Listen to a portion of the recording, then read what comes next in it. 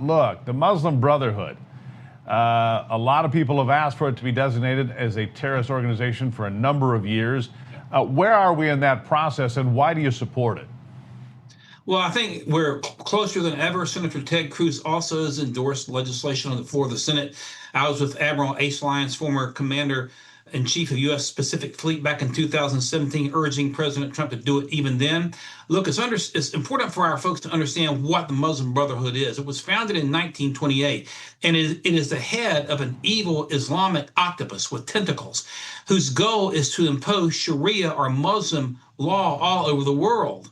And if you want to know who they're affiliated with, well, Hamas, the terror organization that just attacked Israel last October 7th, in its charter admits that it is a member of the Brotherhood. The Brotherhood also was an unindicted co-conspirator in what we call the Holy Land Foundation trial in 2001, in which the government prosecuted the Holy Land Foundation, one of the largest Islamic foundations in the country at the time, for fueling money to Hamas at that time. So they're Islamic, radical Islamic tentacles. If you designate it as a foreign terrorist organization, you can freeze its assets, you can cut off the head of the snake, and you've got an opportunity to shut down a lot of the danger of terror threats that we're seeing from radical Islamists here in the United States today. It's something that's long overdue, and I fully support the president in this effort. Sure.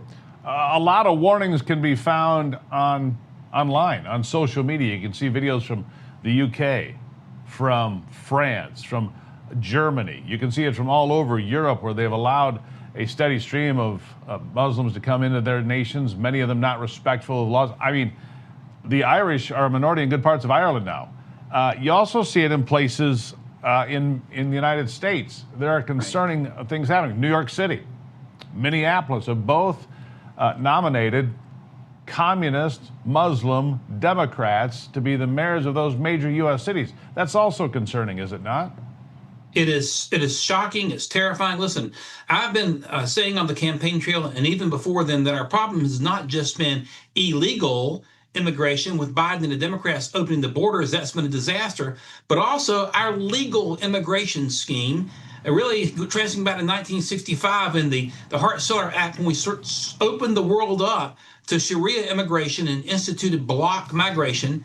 I want to see a legal immigration plan in the United States change so that we begin to tighten the screws on immigrants from these Sharia countries. This is a danger to national security. I was in Paris 2017, the night President Trump was sworn in. They took us the next day to the Saint-Denis section of Paris. It is a Islamic no-go zone. And this is a dangerous, because this philosophy is an anathema. They're at war with our United States Constitution. And so it isn't just a matter of designating the Muslim Brotherhood as a foreign terrorist organization, which needs to be done, but our legal immigration, we've got to turn the screws. We've got to be careful when we're letting people in. If we can't absolutely justify that an immigrant is a disciple and a student and going to adhere to the United States Constitution, they should not be coming to this country. We've got to stop it before we get out of control like Europe. All right, let me ask you this real quick before we go. Why has there not been a focus, Republican House, Republican Senate, Republican President, obviously, to overturn that 1965 immigration law signed by Lyndon Baines Johnson that changed everything? And we stopped bringing in people from the first world, started bringing in people from the third world. It has changed America demographically, and not for the better. I'll give you the last word real quick, 20 seconds. Why has that not been a focus of our efforts? Part of the reason our Republican Congresses have been weak. Democrat Congress has been radical, but no one has stood up and attacked the danger of what's occurred from that 1965 Hart-Celler Act that you're talking about that LBJ signed at Ellis Island.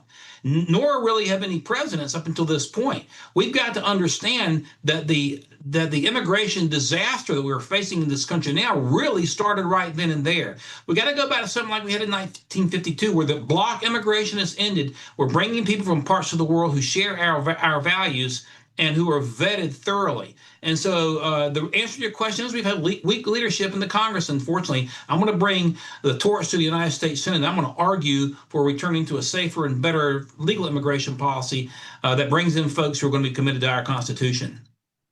Don Brown, greatly appreciate talking to you as always. Continued good luck on the campaign trail looking for that Senate seat in the Tar Heel state, sir. Thank you. Have a wonderful Labor Day weekend.